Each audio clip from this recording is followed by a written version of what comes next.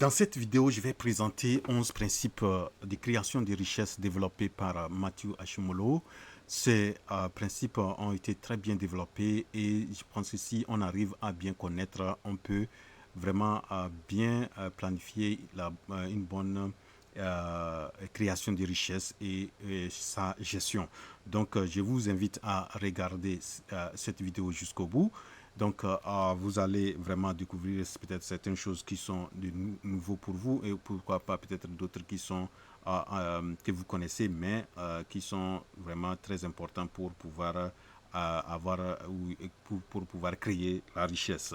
Le premier principe développé par Mathieu, c'est qu'il faut développer une bonne perspective ou attitude par rapport à la richesse ou par rapport à l'argent, parce que souvent certains pensent que avoir la richesse c'est une mauvaise chose, avoir de l'argent c'est une mauvaise chose, et donc lorsque vous avez cette perspective de cette manière de voir de l'argent, et il serait très difficile d'avoir la richesse et donc il faut vraiment avoir une bonne perspective ou une bonne attitude envers l'argent et considérer que l'argent est quelque chose qui peut vraiment, ou bien la richesse peut vous permettre à faire beaucoup de choses. Il faut avoir un esprit positif envers la richesse. Donc ça c'est le premier principe.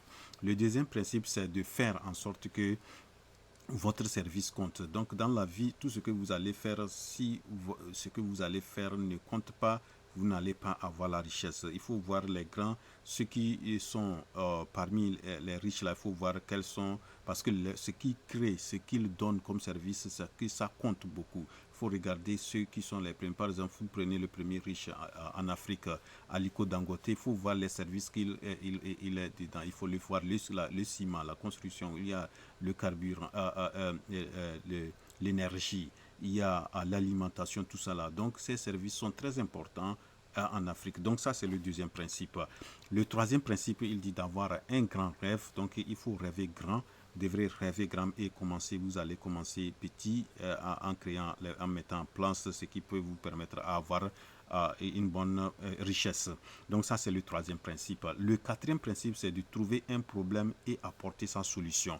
Donc vous allez voir, tous ceux qui sont aujourd'hui les grands et qui sont classés parmi les premiers en termes de richesse, il faut voir que c'est des gens qui ont trouvé des problèmes et qui ont trouvé solution à ces problèmes-là. Et donc, regardez le cas de Amazon. Amazon a pu mettre en place une plateforme où les gens peuvent aller sur cette plateforme, acheter et être livrés à temps, etc. Tout ça là. Donc, vous voyez, donc tous ceux qui arrivent à trouver des solutions à des problèmes et surtout des problèmes majeurs. Et vraiment, et en Afrique, on en a tellement de problèmes que si on arrive à tacler ces problèmes, le problème d'éducation, de l'eau, de l'énergie, etc. Donc, on peut vraiment pouvoir avoir, ça peut nous permettre à créer de la richesse. Il y a quelqu'un même qui a dit que si vous voulez être milliardaire, il faut trouver un problème de milliards, c'est-à-dire un grand problème et trouver des solutions à ça. Donc, pour avoir créé une richesse, il faut trouver un problème et apporter sa solution.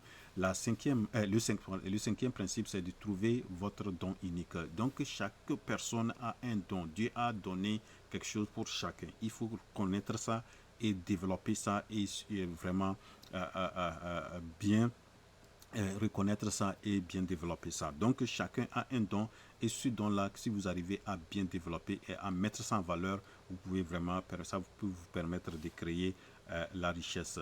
Voilà, donc ça c'est le cinquième principe. Le sixième principe, c'est se considérer comme un travailleur autonome.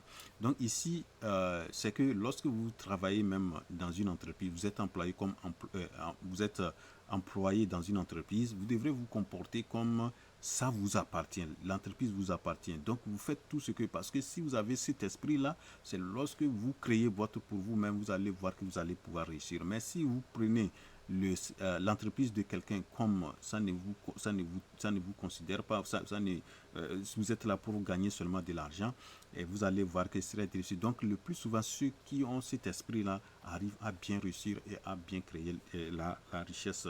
Donc ça, c'est le 6e principe. Le 7e principe, c'est de s'engager à l'excellence.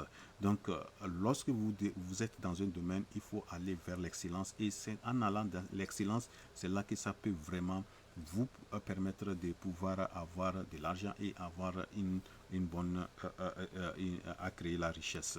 Le 8e principe, c'est d'obéir à la loi de la demande. Vous voyez, aujourd'hui, tout est en fonction de la demande. Si vous êtes dans un domaine où la demande n'est pas forte, vous allez voir que vous n'allez pas vendre et vous n'allez pas faire beaucoup d'argent et vous n'allez pas avoir de la richesse. Donc, il faut voir là où il y a une demande et comme vous savez, comme on vient de le dire, lorsque vous cherchez à résoudre les problèmes des gens, vous allez voir qu'ils ont des problèmes. Ça veut dire que la demande serait forte et vous allez voir que vous allez pouvoir beaucoup réussir. Donc ça, c'est le 8e principe.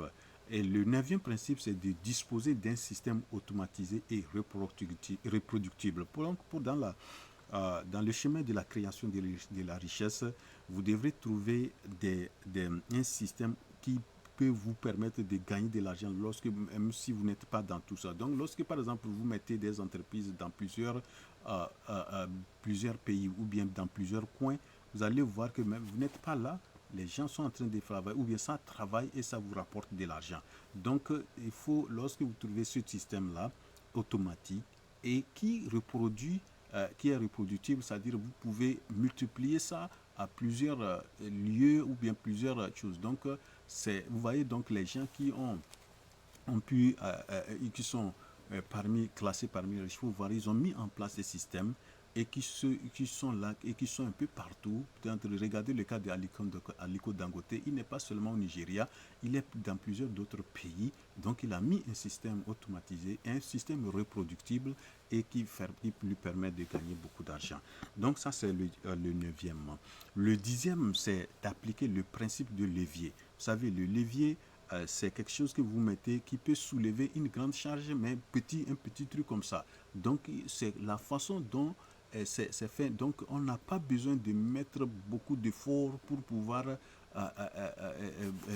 soulever ou arriver à avoir des résultats. Donc il faut avoir de l'intelligence, mettre un système qui peut vous permettre de faire de l'argent sans que vous soyez dans tous ces coins-là pour pouvoir chose. Donc, comme on vient de dire, de mettre un système automatisé reproductible, vous n'êtes pas obligé d'être partout pour pouvoir faire de l'argent. Donc, vous mettez un truc de levier qui permet de pouvoir engranger les choses sans beaucoup d'efforts. Des fois, vous êtes là, vous dormez et l'argent rentre ou bien les trucs, ça vous permet de gagner beaucoup de l'argent. Donc ça, c'est le 10e principe. Le dernier principe, c'est que de créer plusieurs flux de revenus ou bien plusieurs sources de revenus. Donc vous allez voir que la plupart des gens qui ont pu